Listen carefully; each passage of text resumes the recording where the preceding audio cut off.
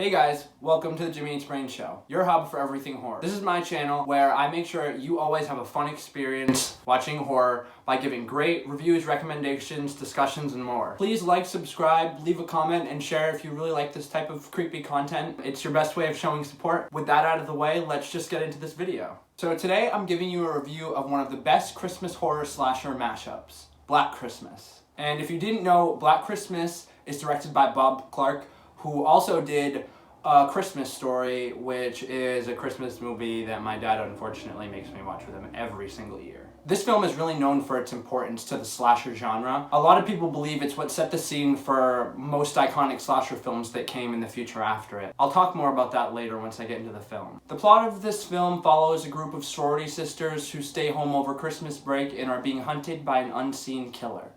In most of this movie, we follow the killer from his own point of view. This is most commonly known for its use in the Halloween film, although it actually was used originally and first in this movie. This was one of my favorite things about this film, and I'll get more into that when I talk about the cinematography later. We spend the beginning of the film introducing the characters and getting to know them a little bit. Phyllis is the smart but nervous one. Barb is the strong and hot-headed girl. There's Jess, who is the strong and most likely our final girl. And we can't forget Mrs. Mack, the slightly unhinged and probably alcoholic sorority mother. After we meet the characters, we get our cold opening. One of the characters, Claire, has strayed from the rest of her sisters. We get clips of her upstairs alone spliced in between the rest of the girls downstairs. We get the idea that something bad is about to happen. And this is when we get our first phone call. We learn from the way that the girls are talking that they've clearly gotten some form of call before. And they explain that the reason why this is so alarming to some of them is because there was a rape earlier in the week on campus. I'm going to be honest, I started watching this movie with my dad. I'm very happy that he fell asleep before we even got to this scene, because this was horrible. This phone call honestly made me very uncomfortable. Trigger warning, if you are going to go watch this film, this is a very vulgar scene. And I just want everybody who's viewing it going forward to know that if you are faint of heart that you might want to do a little bit of research on this before you go and see it. Jess, our main girl, is very concerned by this and we can tell, but Barbara, her hot-headed friend, isn't very. We also see that there is some distrust between the girls. Not all of them get along, and there are certain cliques and certain ones that have more trust and ones that don't. This sets up the first misdirect. Also, something that I didn't really understand was in other reviews, people freaked out over the cat and how it was meowing in all of the scenes that people were killed. Maybe I didn't catch on to something. I don't get it.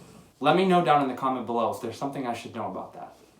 As you suspect, Claire is our first victim. I thoroughly enjoyed this kill. I think they kind of had the Texas Chainsaw effect. They didn't show too much. There was no real blood or gore, but it was still very effective. The POV kills were very effective throughout all of the film for me, and this one in particular I think started the film off really well with a good amount of tension and build-up. Eventually the girls realize that Claire is nowhere to be found, and we see that the caller, who calls himself Billy, has dragged Claire up into the attic. Once the girls realize that Claire's gone missing, her father comes to try and help figure out where she's gone. When Claire's father shows up, he is in no way delighted by what he finds.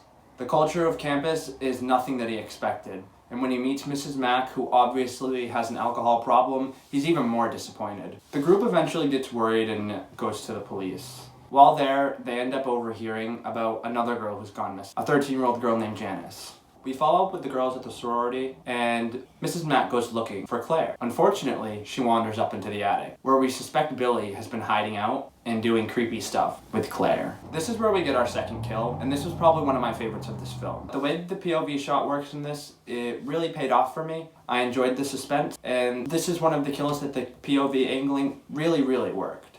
The girls end up going out. Through this time, we're introduced to Jess's boyfriend, Pete. Jess, our main girl, confesses that she's pregnant with Peter's child and that she doesn't want to keep the child. This is where we get our second misdirect. Peter shows obvious signs of being unhinged and expresses that he in no way would want her to not have this baby. She wants to have an abortion. Throughout this, we get more bad phone calls from Billy, and they just get progressively worse. Until eventually, they do get in contact with the police. They have their phones tapped, and they set up a plan to try and catch this caller, or killer. A lot of this comes to a boil one night when all of the girls are downstairs. Barbara ends up losing and is drunk and gets into an argument. She tries to go up to her room, and this is where we get our third kill. Again, I really enjoyed this one as well. Thought it was very effective, and it was one of my favorites. Peter and Jess's relationship becomes increasingly estranged, and we start to become even more concerned with the character Peter. Before I go any deeper, I just want to let everybody know that if you were planning on seeing the new rendition of Black Christmas, that I am going to be going into the final act of this film. This is the 2019 is going to be a direct remake, so if you haven't seen any of the Black Christmas movies and you plan on trying to go into the 2019 remake,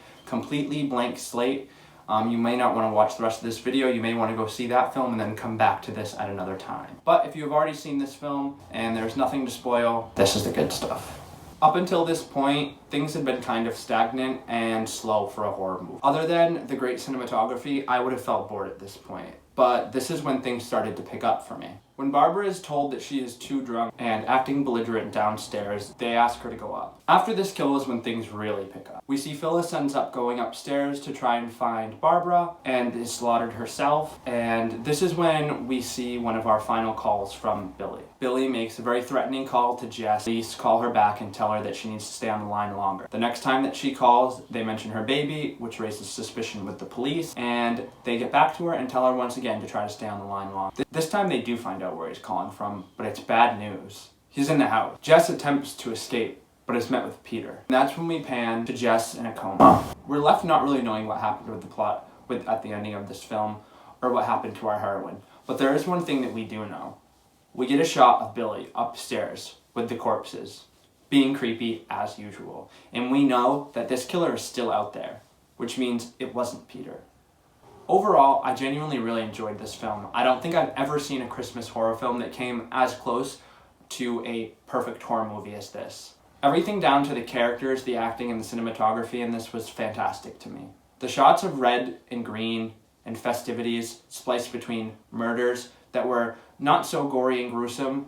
Also, the dialogue in this film was fantastic. There was multiple times where I found myself having flashbacks or remembering times that I had personally with my friends in my college days. Also, this is very funny. Like, this movie could also be a comedy movie. I don't know if it was at the time supposed to be viewed as maybe like a dark horror comedy, but I genuinely found this film really funny. The bits that were meant to be funny were always funny. And there was also bits that I think maybe weren't intended to be necessarily hilarious, but still ended up being. The one thing I did not enjoy about this film was the pacing. Like I said earlier, I think that it got slow at some points, but when I did notice that, it fixed. It was slower in the beginning, but in that last act, it really started to pick up. And I think that the cinematography and the character and the dialogue really pushed you through that slower half. All in all, I don't think I can find a better Christmas horror movie online for free. Oh, did I not mention that? Yeah, this movie is online for free for you guys to watch on any platform. I watch this at home on my TV, but you guys can watch it on your mobile device, you can watch it on your laptop, anywhere. But that's not all. I have a list of more free horror movies that are Christmas themed that I think are really good, that I also think you guys are going to think are really good. And I am putting a list out later this week of that. So guys, stay excited, stay creepy, and stay tuned. Please like and subscribe if you like this content. Leave a comment down below what you thought about this film. And as always, stay creepy.